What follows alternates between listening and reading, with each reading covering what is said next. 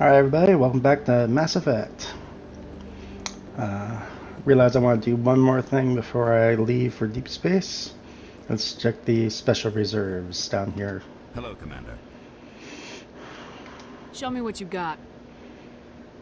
Sounds good. Just let me set you up.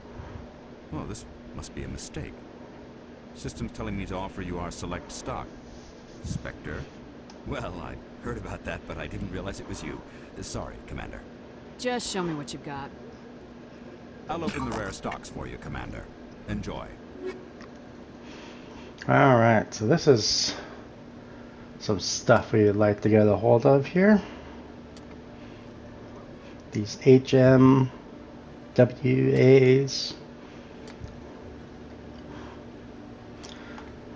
Yeah. We shall eventually find a way to buy these. It'd be nice if those weapons transferred over into the other game, but I understand why they don't.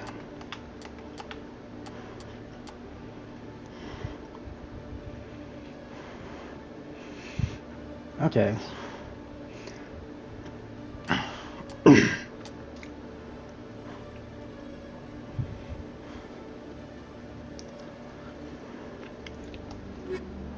Alright. Most part, the rest of that is mostly just junk. Alright. In other news, Exogeny Corp is still denying reports that one of their survey teams has gone missing in the Hades Gamma Cluster. When asked why communication with the survey team was suddenly cut off last week, company officials refused to comment. That's Quest, I think.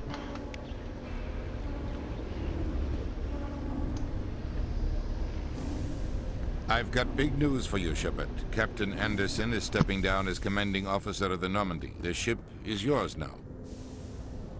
She's quick and quiet, and you know the crew. Perfect ship for a Spectre. Treat her well, Commander. I'll take good care of her, sir. I know you will, Commander. I want the truth. Why are you stepping down, sir? You needed your own ship. A Spectre can't answer to anyone but the Council. And it's time for me to step down. Come clean with me, Captain. You owe me that much. I was in your shoes 20 years ago, Shepard. They were considering me for the Spectres. Why didn't you ever mention this? What was I supposed to say? I could have been a Spectre, but I blew it? I failed, Commander. It's not something I'm proud of. Ask me later and I'll tell you the whole story. For now, all you need to know is, I was sent on a mission with Saren, and he made sure the Council rejected me. I had my shot. It came and went. Now you have a chance to make up for my mistakes. I won't let you down, sir. Saren's gone. Don't even try to find him. But we know what he's after. The conduit. He's got us Geth scouring the Traverse looking for clues. We had reports of Geth in the Pharos system shortly before our colony there dropped out of contact, and there have been sightings around Noveria. Find out what Saren was after on Pharos and Noveria. Maybe you can figure out where the conduit is before he does. The Reapers are the real threat. I'm with the Council on this one, Shepard. I'm not sure they even exist. But if they do exist, the conduit's the key to bringing them back. Stop Saren from getting the conduit, and we stop the Reapers from returning. I'll stop him. We have one more lead. Matriarch Benezia, the other voice on that recording. She has a daughter, a scientist who specializes in the Protheans. We don't know if she's involved, but it might be a good idea to try and find her. See what she knows. Her name's Liara, Dr. Liara Tassoni. We have reports she was exploring an archaeological dig on one of the uncharted worlds in the Artemis Tau cluster. Sounds like we should head for the Artemis Tau cluster. It's your decision, Commander. You're a Spectre now. You don't answer to us. Your actions still reflect on humanity as a whole. You make a mess and I get stuck cleaning it up. I'll try not to make things any harder on you, Ambassador.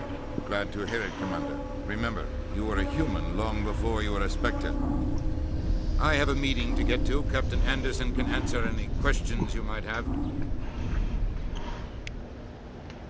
Yes, Commander? How are you holding up? Honestly, this isn't how I pictured my career coming to an end. Pushing papers really isn't my thing. But you're the one who can stop Saren. I believe in you, Shepard. If that means I have to step aside, so be it. Tell me what happened with you and Saren 20 years ago. It's close to 20 years ago now. Ambassador Goyle was our representative here on the Citadel. Like Udina, she wanted to get a human into the Spectres. She chose me. The Council sent Saren to keep an eye on me and evaluate my performance, just like they sent Nihilus to keep tabs on you. Why weren't you honest with me? It's not something I'm proud of. I had a chance to become the first human Spectre, and I failed. Saren made sure of that. I think I deserve the whole story. We had intel on a rogue scientist being funded by Batarian interests. He was trying to set up a facility to develop illegal AI technology out in the Verge. Alliance intel had done all the work, but the Council wanted a Spectre involved. We compromised. I was assigned to help Saren in his investigation. We tracked the scientist to a refining facility on Kamala. He was hidden away somewhere inside, protected by an army of Batarian mercenaries. The plan was simple. Sneak into the plant, capture the scientist, sneak back out. Quick, quiet, and a minimum of bloodshed. I'm guessing things didn't go as planned? Saren and I split up to cover more ground. Then about halfway through the mission, there was a massive explosion in the refinery core. Officially, it was ruled an accident, but I think Saren detonated it on purpose to draw off the enemy guards. Sounds like overkill to me. The explosion tore the refinery to shreds. The whole place was on fire. Black chemical clouds poured out into the atmosphere. Nobody inside survived. There was a camp for the workers and their families nearby. Between the fires and the toxic fumes, the final death count was over 500. Mostly civilians. Saren didn't care. The target was eliminated, mission accomplished, and I ended up taking the blame. That ended all talk of me joining the Spectres. Saren caused the explosion. How'd he pin it on you? In his report, Saren accused me of blowing his cover. He said it was my fault the guards were ready for us. He claimed that's why it turned into a massacre. Saren's report was all the proof the Council needed to kill my chances of becoming a Spectre. Don't blame yourself, Captain. I don't. I blame Saren. I think he wanted things to go bad. He was looking for an excuse to blow that refinery. Maybe he just likes the violence. Maybe he was just trying to make me look bad to keep humans out of the Spectres. If so, he pulled it off. Why'd you let him get away with it? Who do you think the Council was going to listen to? Me? Or their best agent? I had a bad feeling about him right from the start. I should have been more careful. Maybe I could have stopped things before they got out of hand. The only thing I care about is stopping Saren. You're right, Commander. It's no good living in the past. Any extra intel you can give me on our colony at Pharos? The entire planet used to be one giant Prothean city. Mostly ruins now. But some of the infrastructure is still intact. The colony tried to build on what the Protheans left behind. We lost all contact with them when the Geth attacked. What do you know about the Artemis Tau cluster? Not much. I've never been there myself. A handful of systems with a few small, uncharted worlds, but no real colonies. Might not be easy finding Dr. Tassoni out there. My advice is to look for the world with the Prothean ruins. What can you tell me about Novaria? Novaria's trouble. Always has been. The whole planet's basically a center for corporations to conduct illegal research. Watch your back there, Shepard.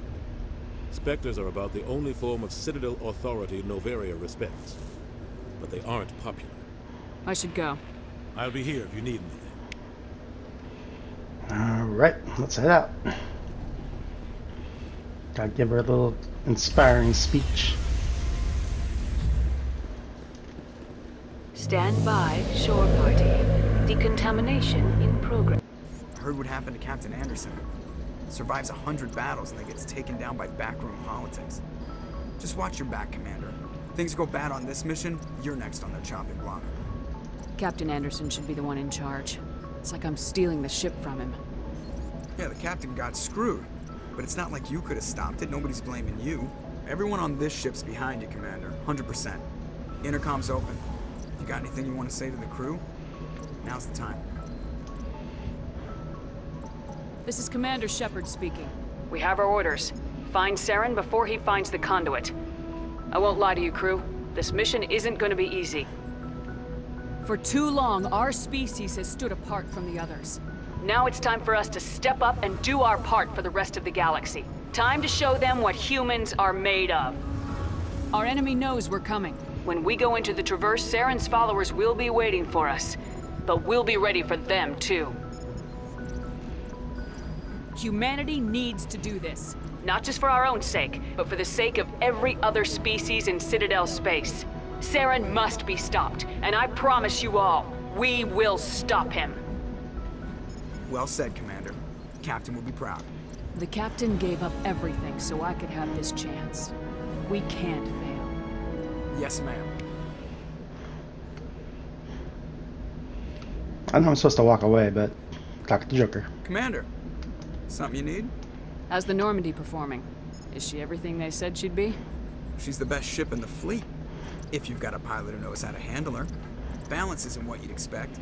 Takes a while to get used to that oversized drive core we got stuffed in the back, and her power can sneak up on you if you're not careful. The Normandy's probably too much ship for your average Alliance pilot, Commander. Lucky for you, I'm anything but average.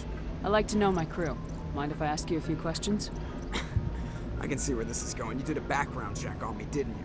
Well, I'll tell you the same thing I told the captain. You want me as your pilot. I'm not good. I'm not even great. I am the best damn helmsman in the Alliance fleet. Top of my class in flight school, I earned that. All those commendations in my file, I earned every single one. Those weren't given to me as charity for my disease. I'm sorry, Joker. I didn't even know you were sick. You mean you didn't know? Oh, crap. Okay, I've got Vrolik syndrome, brittle bone disease. The bones in my legs never develop properly. They're basically hollow, too much force and they'll shatter. Even with crutches and my leg braces, it's hard to get around. One wrong step and crack! It's very dramatic. But I've learned to manage my condition, Commander. Put the Normandy in my hands and I'll make her dance for you. Just don't ask me to get up and dance unless, you like the sound of snapping shin bones. That might be fun. I don't know. Why does everyone call you Joker? It's a lot shorter than saying Alliance Flight Lieutenant Jeff Moreau. Plus, I love to make little children laugh. I was just thinking how much you remind me of Santa Claus. Look, I didn't pick the name. One of the instructors in flight school used to bug me about never smiling. She started calling me Joker, and it stuck. Why didn't you ever smile? Hey, I worked my ass off in flight school, Commander. The world's not gonna hand you anything if you go around grinning like an idiot. By the end of the year, I was the best pilot in the academy, even better than the instructors, and everybody knew it. They'd all got their asses kicked by the sickly kid with the creaky little legs. One guess who was smiling at graduation? I need to know more about this Vrolik syndrome if I'm putting my ship in your hands. Yeah, of course you do. It's an extremely rare condition. Nobody knows exactly what causes it. Genetic, maybe. It's treatable, but there's no cure. They classify my case as moderate to severe. I was born with over a dozen fractures, hip, thighs, ankles. My bones were already breaking in the womb. 100 years ago, I wouldn't have survived past my first year. Lucky for me, modern medical science has turned me into a productive member of society. You're not gonna break a bone trying to fly the ship, are you?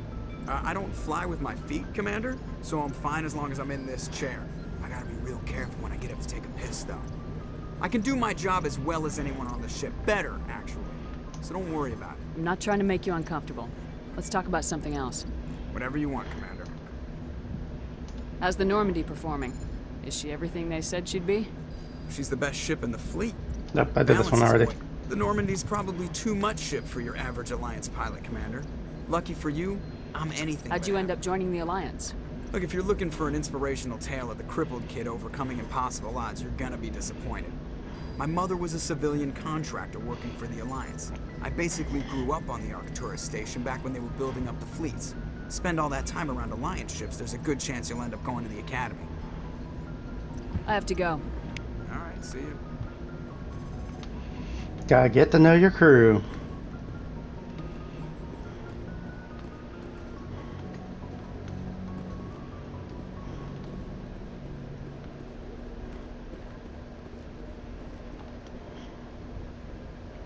If anyone has to take over for Captain Anderson, I'm glad it's you. I'm not sure about having non-humans on our ship, though. We're all on the same team here, Presley. With all due respect, ma'am, that's what they said about Nihilus. Look how that turned out. I'm in charge here, Presley. I decide if we have non-humans on this vessel. Yes, ma'am. Understood, ma'am. Speak freely, Presley. I want to know if you have a problem with non-humans. It's not that, Commander.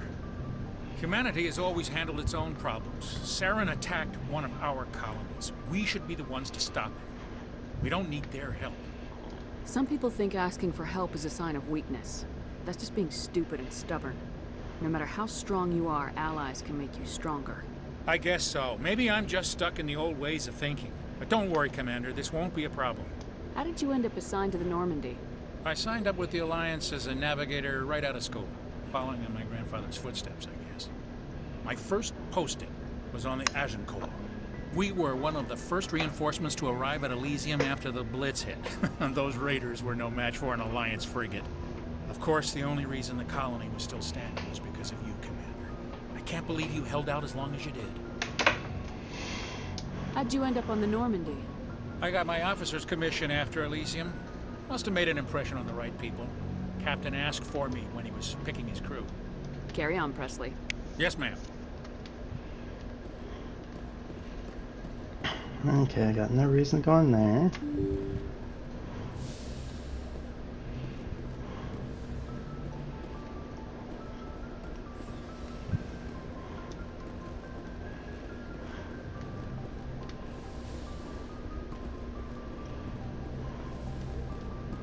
Yes, Commander?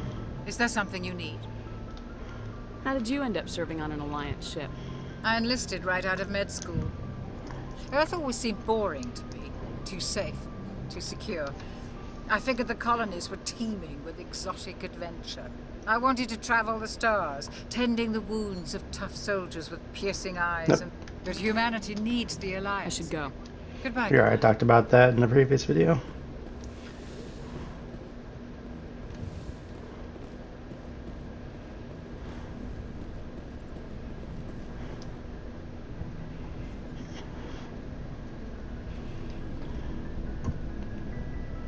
Anything you need, Commander? Just trying to get a sense of where the crew's at. Thoughts? I've wasted enough of your time for now, Commander. We'll have time for personal debriefings later. What's your opinion on the last mission? I don't see how we could have done things any better. At least not without getting to Eden Prime sooner. And we were on the scene faster than any other Alliance ship could have been. We'll talk another time, Lieutenant. Commander? Not much new there.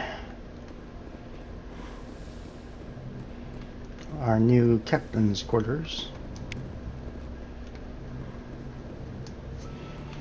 I actually don't think we come in here for pretty much anything unless you romance somebody.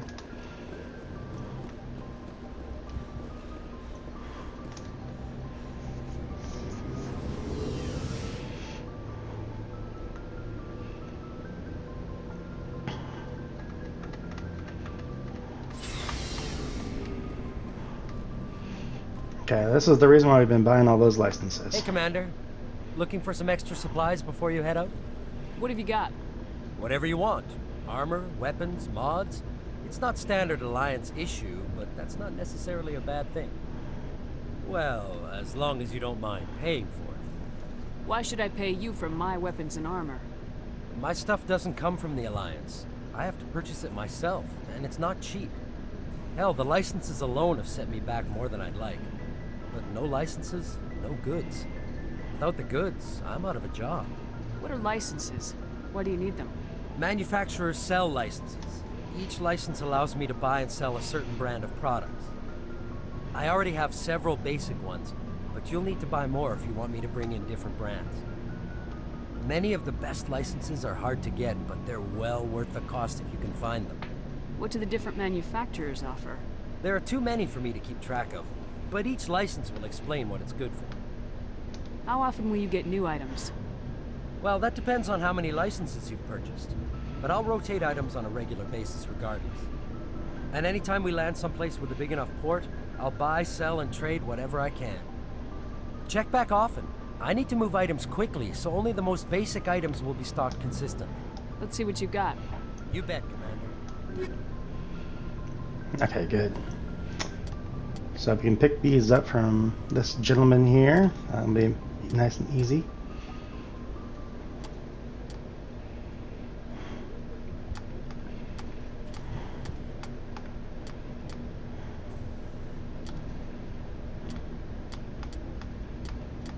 Ah, Metagel upgrade. Yes, please.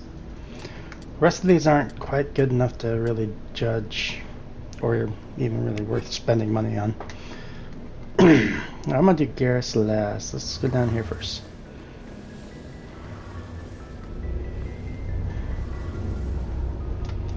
Your ship's amazing, Shepard. I've never seen a drive core like this before.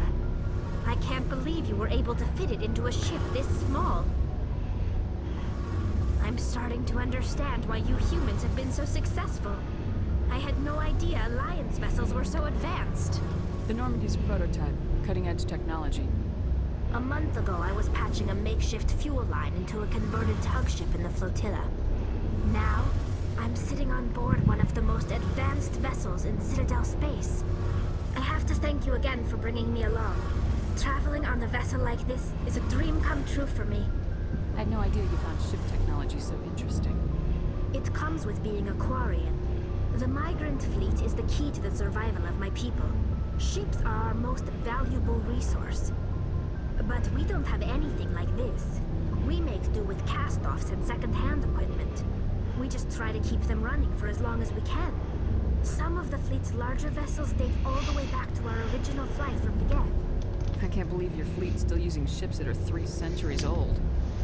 They're constantly being repaired, modified, and refitted. They aren't pretty, but they work. Mostly. We've tried to make ourselves as independent as possible on the flotilla. Grow our own food, mine, and process our own fuel. But some things we just can't make on our own. A patch to maintain the hull integrity requires raw materials we just don't have. That's why our pilgrimages are so important. Tell me about your people. Our lives aren't easy. Resources are scarce, and we are constantly on the move. Everything we do must in some way contribute to the continuation of the migrant fleet. There are 17 million Quarians in the flotilla, and each of us relies on the others for survival. The bonds among my people are strong. Unfortunately, we have had to surrender many of the freedoms and civil liberties other species take for granted. What kind of freedoms? Well, it's illegal for parents to have more than one child. If our population grows too much, it would strain our resources to their breaking point. Of course, we also can't allow our numbers to become too few. If our population is in decline, the rule against single births is temporarily repealed. In extreme cases of population decline, incentives are even offered to encourage multiple births, though the Conclave hasn't had to take such measures in nearly a century. So if the Quarians decide to go to war, they're going to suddenly see a large population burst. Be an easy way to predict their movements. That's your government. The Conclave is our civilian branch of government. Each ship can elect a representative to serve on the Conclave and make decisions that affect the fleet as a whole. On matters that affect an individual ship, however, the captain has the final say. It's a tradition that dates back to the early days, when the fleet was governed by martial law. Fortunately, most captains nowadays are smart enough to have an elected council from their crew to give them advice and guidance. So the ultimate power rests with elected officials? In practice, the Conclave and the respective council for each ship tend to set the rules that govern our daily lives. But in theory, we are still under military jurisdiction. The 5 top-ranking military officials in the fleet serve on the Admiralty Board. These 5 have the power to overrule any decision by the Conclave in case of emergency. To do so requires unanimous agreement among the Admiralty, and they can only do this once. After that, the entire board must resign their posts. It's a safeguard that served us well. In nearly 3 centuries, the Admiralty Board has only overruled the Conclave 4 times. I want to know more about the pilgrimage. When my people reach maturity, we leave our birth ships and seek acceptance with a new crew. It's necessary to maintain genetic diversity among the fleet. But no ship wants to accept someone who will be a burden on them. So, to prove our worth, we embark on a pilgrimage. We set out alone, leaving the flotilla and our families behind us. We only return once we have found something of value we can bring back to the fleet. This is presented as a gift to the captain of the respective ship we wish to join. If the gift is accepted, we are welcomed into the crew. Can a captain choose to reject the gift? That doesn't happen often. Most captains are eager to increase the size of their crew. It increases their own standing in our society. Even when a gift is not particularly valuable, the captain usually accepts it out of a sense of tradition. However, there is a stigma to presenting a substandard gift. It's not the best way to make a good impression on a new community. Most pilgrims don't return until they find something worthwhile. I can't believe they just send you off alone. It's not like they just cast us out. Before we leave, we are given lessons in how to survive outside the flotilla, and given gifts to help us on our journey. We also receive implants to fight off sickness and disease.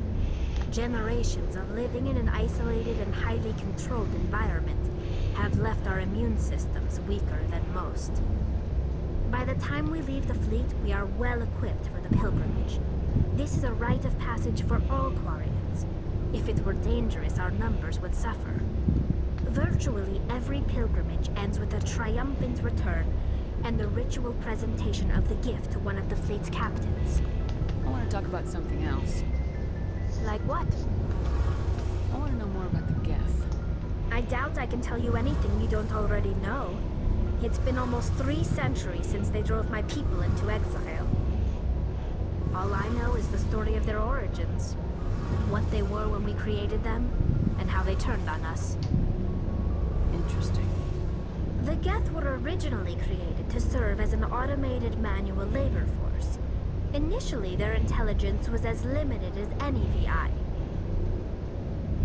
Over time, we made small modifications to their programming to allow them to perform more varied and complex tasks, bringing them closer and closer to true AI status.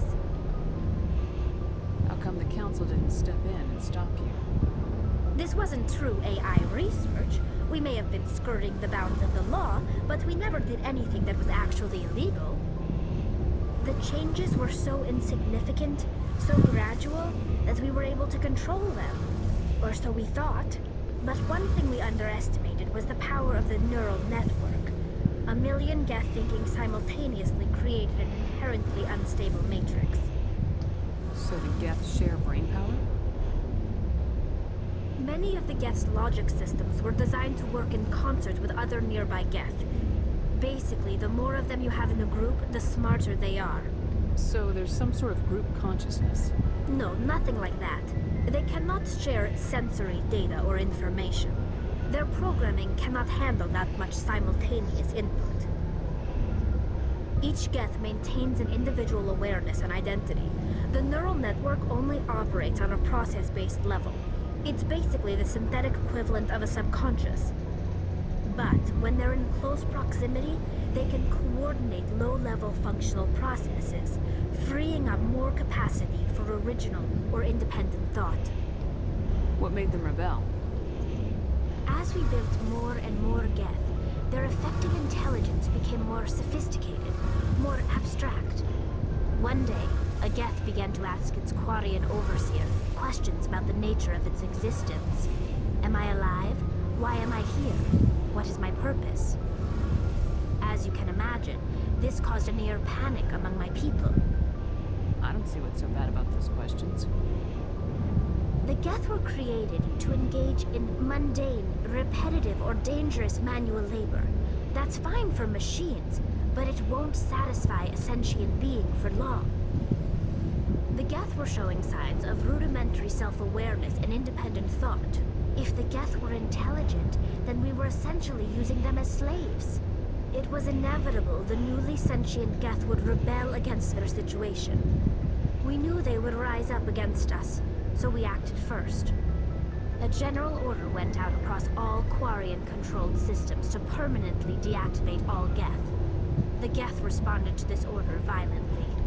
Hey, you can't blame them for fighting for their survival. We had no other choice. The Geth were already on the verge of revolution. By acting quickly, we had a chance to end the war before it began. The hope was that most of the Geth would still be little more than machines. incapable of organized resistance. But they had progressed much further than anyone anticipated. The war was long and bloody. Millions upon millions of Quarians died at their hands. In the end, we were forced to flee our own homeworld. We feared the Geth would pursue us, but they never came beyond the Veil. Now we drift through space, exile searching for a way to reclaim what was once ours. It's hard to feel sorry for you. Your ancestors tried to wipe out another species. We made a mistake when we created the Geth in the first place. But we did not make a mistake when we went to war against them. If we had not acted, they would have wiped us out. They're a synthetic life form. They have no use for organics.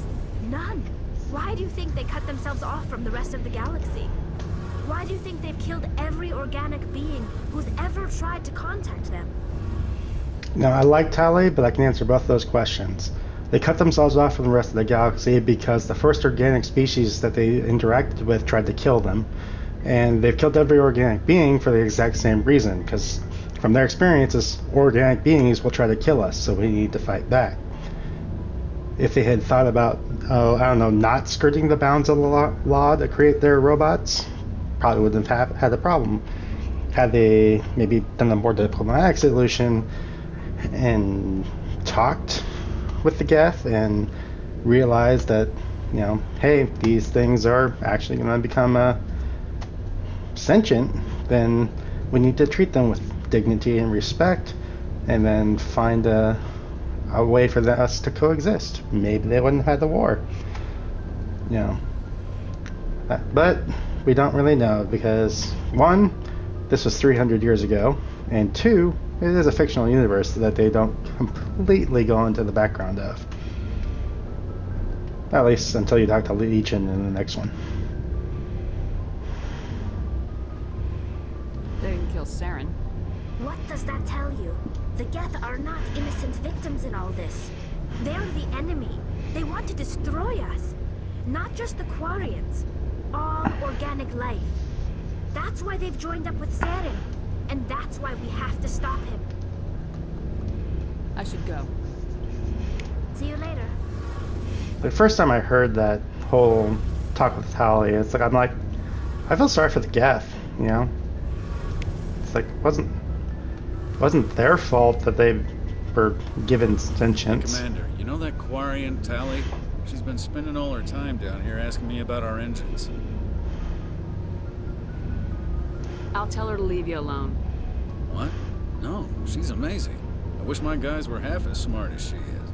Give her a month on board and she'll know more about our engines than I do. She's got a real knack for technology, that one. I can see why you wanted her to come along. I figured she'd be a real asset to the team. You've got an eye for Tali, Commander, but I'm guessing that's not why you came down here.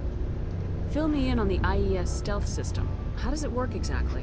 You can't hide a ship out in space. They emit too much heat and radiation. Too easy for sensors to pick them up, unless you find a way to capture those emissions. So our stealth systems trap the energy we give off in storage sinks built into the ship itself. No emissions to give away our location. Eventually the sinks have to be vented. More than a few hours silent running and they overheat. Cook us inside our own hull. There's no way for anyone to detect us? A visual scan can still pick us up. Anyone looking out a window can see us plain as day. But you have to be pretty close to get an actual visual out in space. Most vessels rely on scanners. As long as the stealth systems are engaged, they can't see us. Not unless we accelerate to FTL speeds. Why doesn't it work with faster-than-light travel? Cranking up to FTL blue shifts our emissions, pushes them into frequencies too high to capture in the sinks. As soon as we make the jump, it's like setting off a flare. Sensors can pick up our location whenever we enter or exit FTL flight, but for short-range missions, our stealth systems are amazing, and we've got the only one. I want to know more about the Normandy. She's the best ship I've ever served on, probably the fastest vessel ever designed. And she's the only one using the new Tantalus drive core. What's so special about the Tantalus drive core? Proportionally, it's about twice the size of any other vessel. Not only are we faster, we can run at FTL speeds longer before we have to discharge the core.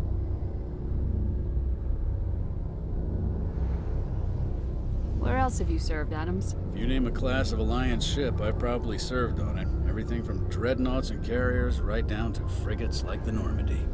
My last assignment was on the Tokyo, only a cruiser, but she was a good ship. Couldn't hold a candle to the Normandy, though. Carry on, Adams. Aye, aye, Commander.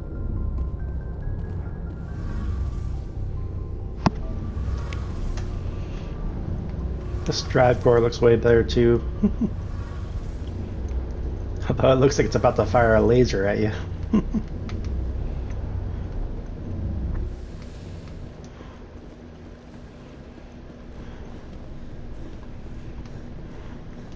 Nice ship you've got, Shepard.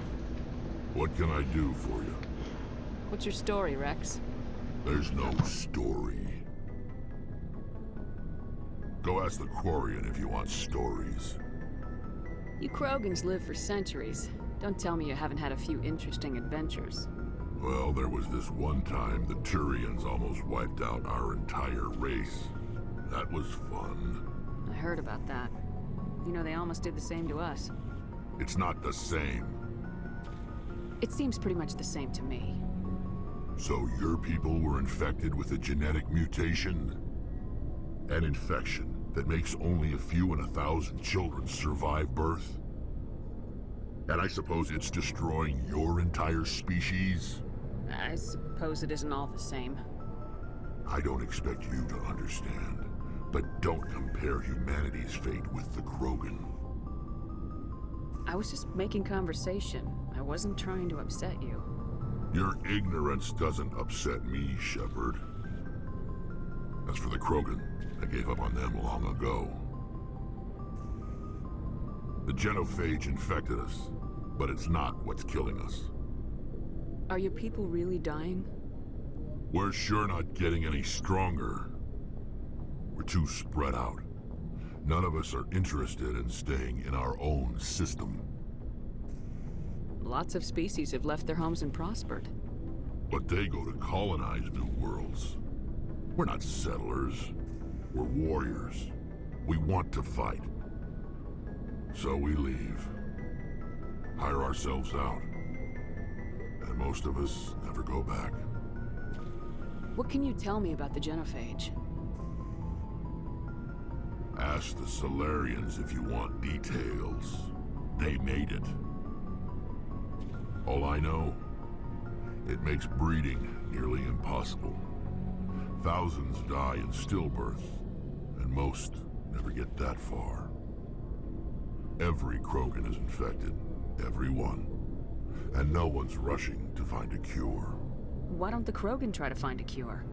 When was the last time you saw a Krogan scientist? You ask a Krogan, would he rather find a cure for the genophage or fight for credits? He'll choose fighting every time.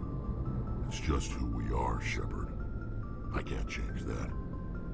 Nobody can. So long, Rex. Shepard. You kind of start to see that they created kind of this like dark galaxy for the story of Mass Effect. You know, humans and Turians had a first contact war. The Krogan were uplifted and then basically broken by the galaxy. Quarians, they accidentally created an artificial intelligence, and then that forced them out of their home, and just all around there's like a lot of negative events that have helped shape the galaxy. It's really interesting. What's your opinion of the last mission? Kinda wish you'd got there sooner, Commander. No offense, I appreciate the rescue. I just wish... You wish we'd been able to save the rest of your unit. Yes, ma'am. If I had been more alert, we wouldn't have been cut down by an ambush. The Geth are perfect ambushers.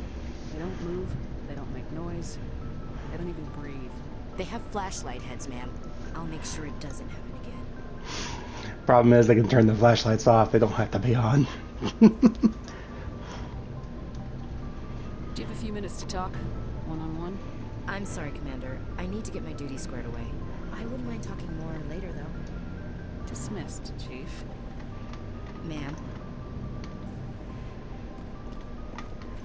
Alright, let's talk to our man Garrus, who is admiring our nice land vehicle. The Mako. It's gonna be fun driving that thing again. Thanks for bringing me on board, Commander. I knew working with the Spectre would be better than life at CSEC. Have you worked with the Spectre before? Well, no, but I know what they're like. Spectres make their own rules. You're free to handle things your own way. At CSEC, you're buried by rules. The damn bureaucrats are always on your back. For the most part, the rules are there for a reason. Maybe. But sometimes it feels like the rules are only there to stop me from doing my work. If I'm trying to take down a suspect, it shouldn't matter how I do it, as long as I do it. But CSEC wants it done their way. Protocol and procedure come first. That's why I left. So you just quit because you didn't like the way they do things? There's more to it than that. It didn't start out bad, but as I rose in ranks, I got saddled with more and more red tape. CSEC's handling of Saren was typical. I just couldn't take it anymore. I hate leaving. I hope you made the right choice. I'd hate for you to regret it later. Well, that's sort of why I teamed up with you. It's a chance for me to get off the Citadel, see how things are done outside CSEC. Either way, I plan to make the most of this. And without CSEC headquarters looking over my shoulder, well, maybe I can get the job done my way for a change. If getting the job done means endangering innocent people, then no. We get the job done right, not fast. Got it? I wasn't trying to. I understand, Commander. Sorry, Garrus. But no, this playthrough, we're not risking it.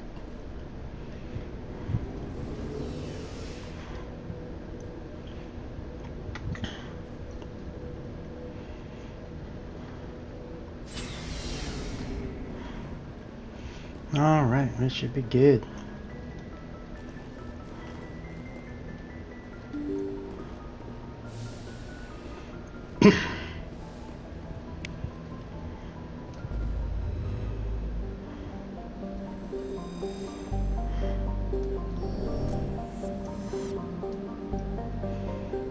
Yep. Alright. So sometimes there's multiple places you can go inside each nebula. Alright, this is DLC content. I'll do that later.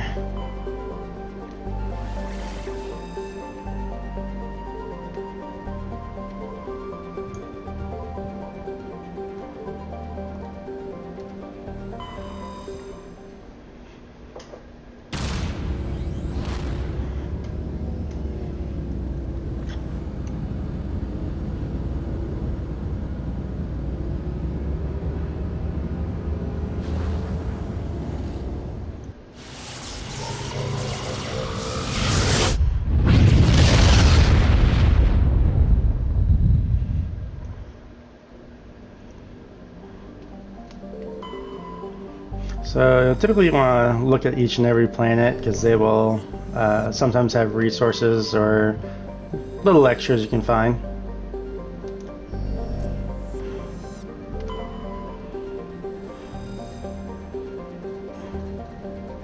Like gas deposits.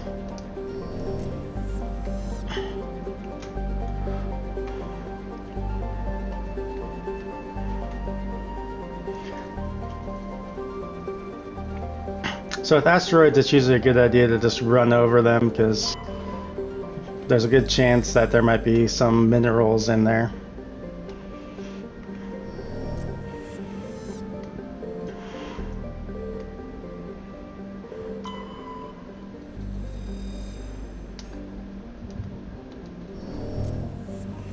Alright. Yeah, okay. So nothing extra there.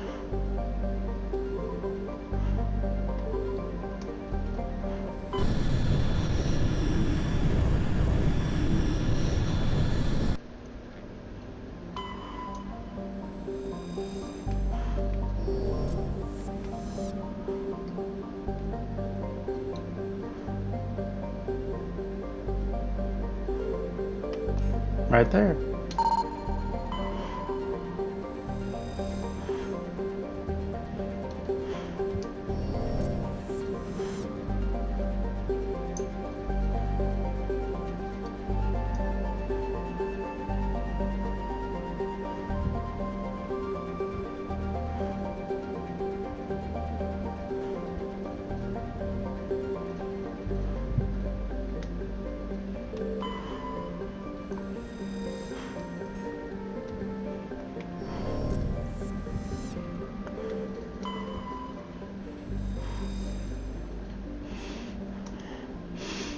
wonder how many people worked on creating all the little extras. Commander, I'm picking up a signal from the planet's surface.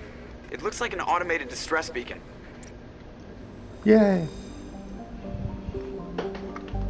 Yeah, it's like if each system has about 4 planets, and I want to say there's like 15, 16 different clusters, which have anywhere from 1 to 4, I think, systems.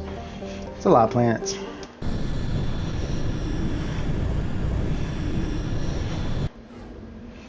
Alrighty.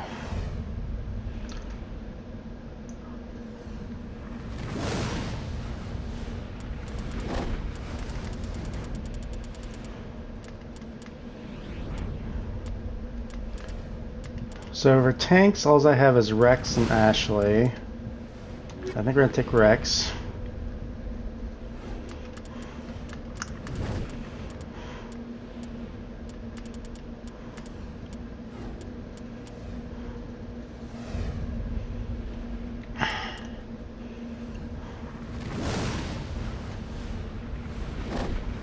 No, we'll take Tally. Why not?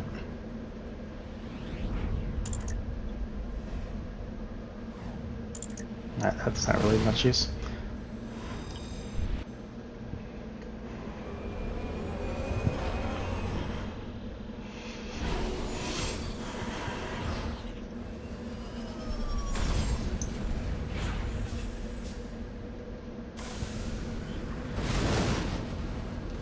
Oh.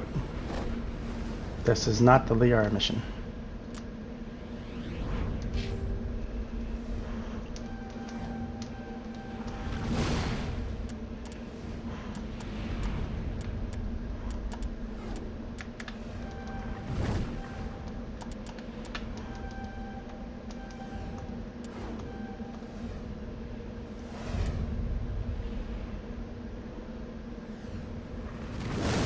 Interesting.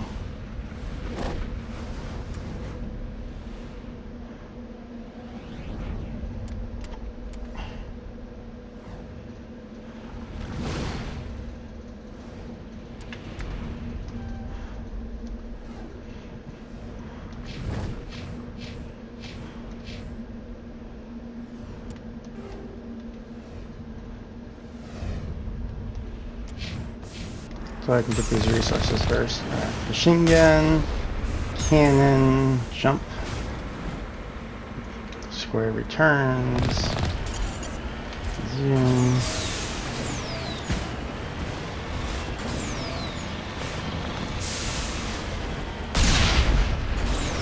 Blow up the mountain.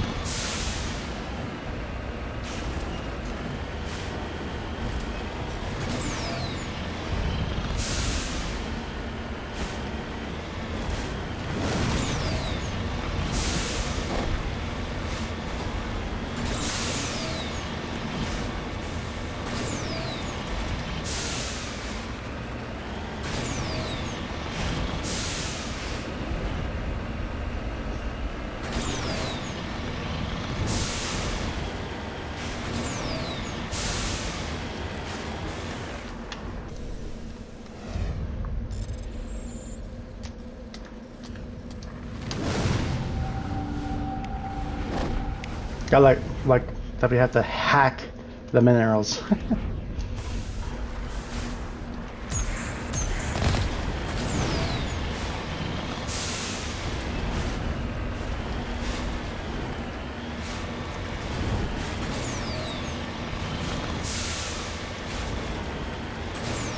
So I probably will do a lot of the searching for minerals on my own, unrecorded. If there's ever any like missions like on this planet, we'll have a little mission to look. Oh, what? No.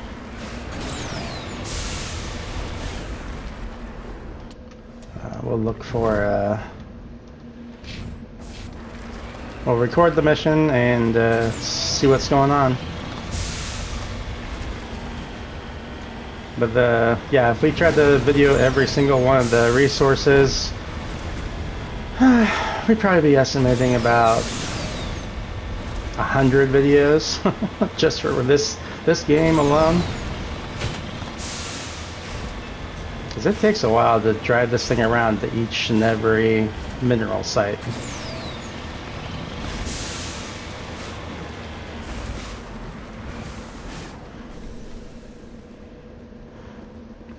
A mummified Solarian. Wait.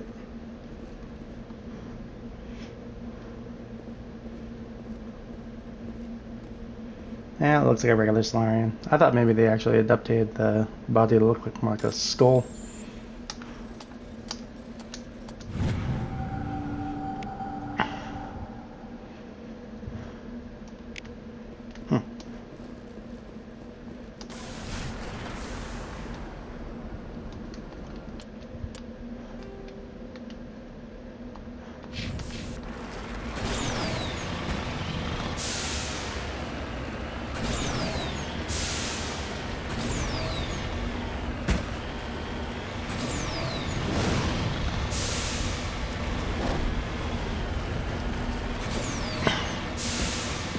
I wonder if we'll fight a Thresher Maw here. Remember, I used to cheese the hell out of the Thresher Maws. I would fight them until they got a sliver of health left in the Mako. I'd jump out and then kill them while on foot to multiply my XP. Oh, yep. I didn't recognize this spot. This is definitely a Mako spot. Or a worm.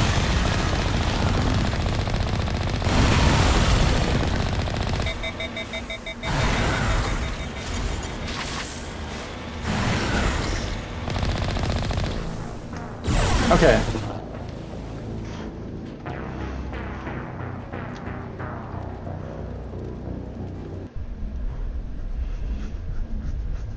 I forgot that they are more accurate for tracking on that part there.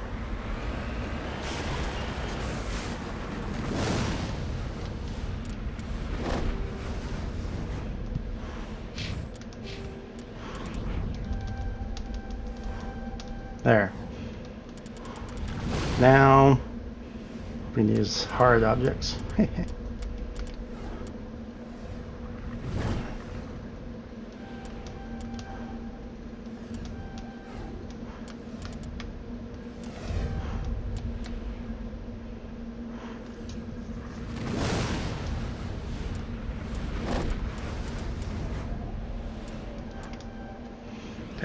so she'll have all the skills we need for hacking and decryption.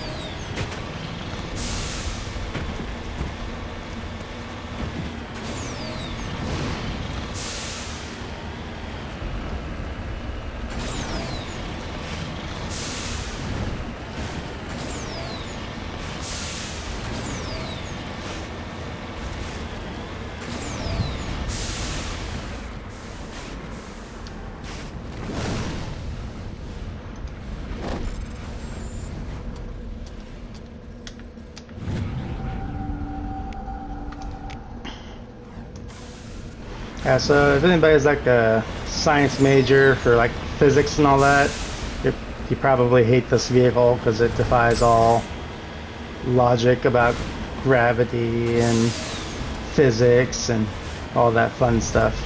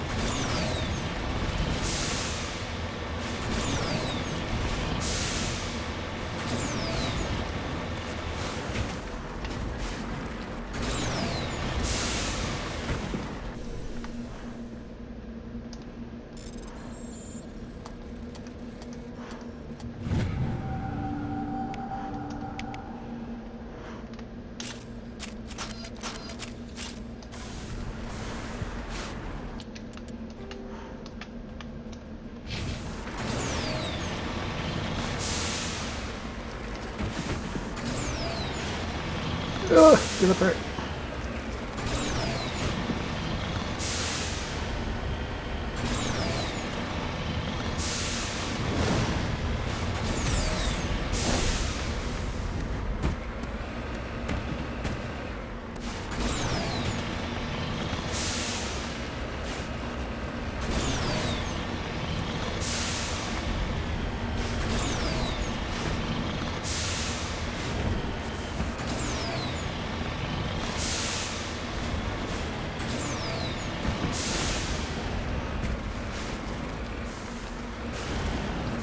Alright, so we had our first death. I think I'm going to call it here and restart the mission not too long after this. Goodbye, have a good day, night, or morning. See you next time.